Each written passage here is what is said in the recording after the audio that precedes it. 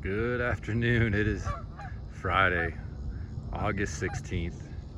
We've got an abnormal amount of geese in this pond here. Mac, you'd think he's stalking the geese, but he's stalking my boat. Mac won't get in the water, which is actually a good thing. We do have blue-green algae every once in a while, which is deadly to some dogs. So I use this guy to help out. Let's see if I can do this with one hand. Here we go. So it's been a couple weeks since doing a video again. Honestly, it's just kind of rinse and repeat. Been a lot of energy, a lot of stress. A lot of times by the end of the day, like today, my brain's mush. I can't even think about what to say. So I had to look at my journal to remember some of the things that were going on a few weeks ago. So easy, just like that $25 boat off eBay, and get rid of these geese. So last week we were actually in a little bit, I won't call it a drought, we were just in a little bit of a dry spell that we really haven't had all summer, to be honest. It's been hot plenty of times, but we haven't had a lot of long extended time without any rain. I think we were on about 10-12 days or so at one point last week. Like I said, first time we really kind of tested the legs of the irrigation and saw some gaps in coverage, some sprinkler heads that weren't working properly, some really wet spots, some really dry spots. That was also at the tail end of aerifying our tees and fairways from previous weeks. So with those holes in the ground, obviously the soil is going to dry out quicker. It's got more air exposed to the soil. So we had some tees really struggling with some drought.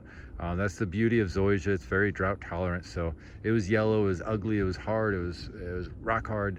And once we flooded it with a little bit of water, they came right back. And then obviously we did catch a little bit of rain. I don't remember exactly. I know we caught rain Sunday afternoon, and then we caught a good shower Tuesday afternoon, but I can't remember last week. But once we got these rains, the tees are back. They're fine. They're fully recovered. The fairways are fully recovered. The surfaces are pure. The cut on them, more importantly, is back to normal.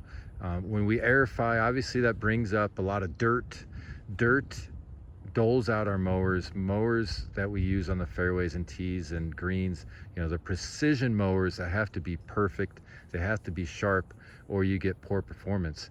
A lot of clubs, a lot of public courses, unfortunately they don't have the manpower or equipment tech that's talented enough to keep things in good shape.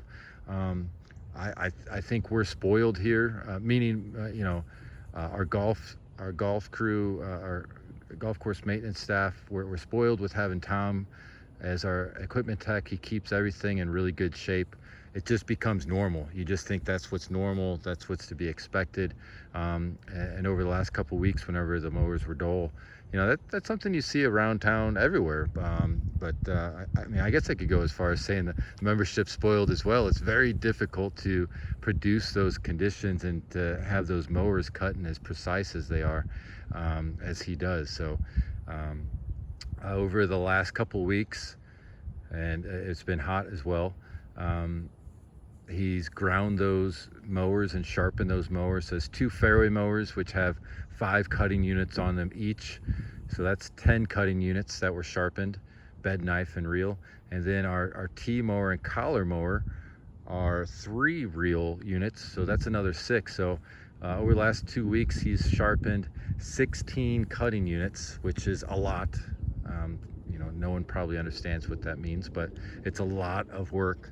And we're now, seeing the benefits of that as our fairways are nice and tight and a crisp cut. They've got that good looking green again. Mac, it's too hot out here. And then the tees, the same. The tees were kind of yellowish bronzes. That was a cutting unit issue. Like I said, they were dull from the aerification process.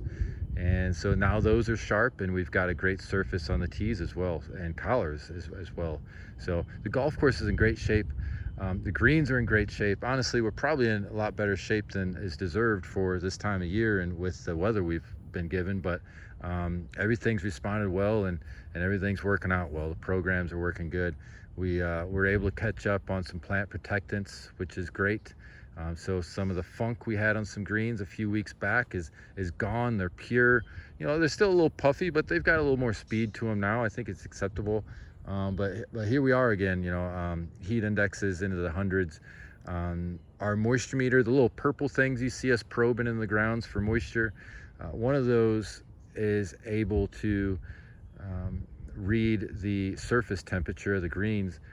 You know, in the morning time when we're probing around and it's at the coolest point of the day, we can read, you know, about 78 degrees currently.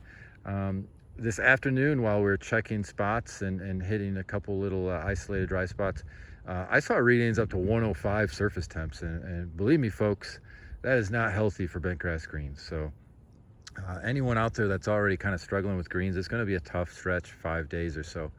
We're perfectly fine. We're going to see some dry spots here and there, but health-wise, we're good. There's just no way to keep the greens super firm and dry without getting burnt. So we're a hair on the soft side.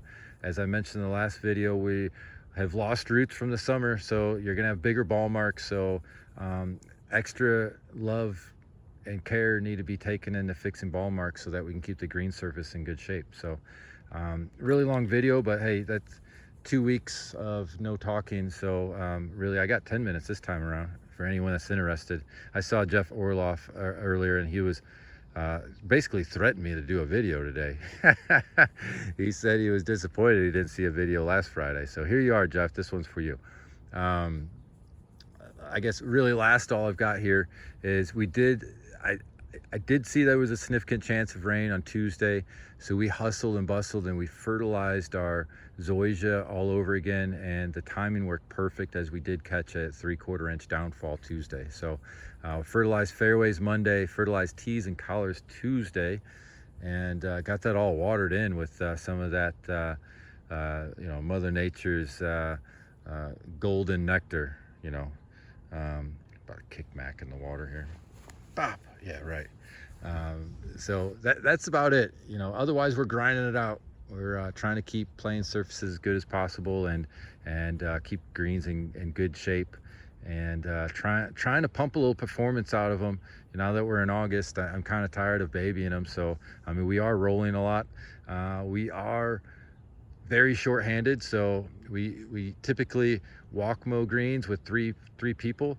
A lot of days I've got to choose between doing bunkers or walk mowing, so we've been doing bunkers, and then a roller only takes one person and it's twice as fast. So we've been rolling greens and doing bunkers and trying to find strategic ways to get through the course and make the course playable and presentable. So hope everyone's enjoying it.